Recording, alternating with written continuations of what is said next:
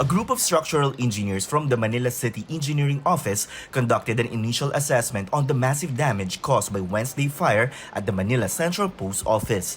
The building's interior and pillars showed signs of heavy destruction. Most likely kasi matagal na yung building and nababad pa sa apoy, sa sunog. So talagang magwi-weaken yung yung mga columns, mga biga. The engineers will also make another assessment on the integrity of the 100-year-old building's foundation. Ang i-check mo yung structural integrity ng building kung kaya pa niyang withstand na gagamitin mo. Kasi kung delikado na sa tirahan ng tao, yun, inano namin ng condemnation. Kinokondemn namin yung building. Once finished with the assessment, the engineers will submit recommendations to the DPWH, which will be forwarded to cultural agencies.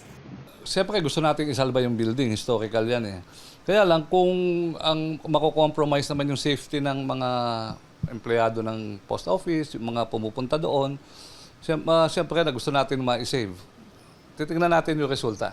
More tests and assessments are needed before engineers can declare the building as condemned. Another possibility is the full restoration of the post office. Pagka na-condemn mo siya, hindi ka pwedeng magtayo nang hindi kasama yung facade ng building. So, kung talagang i-demolish ang building, i-retain mo ang facade. The Manila Post Office has been declared as an important cultural property, which means it is covered by the Heritage Law.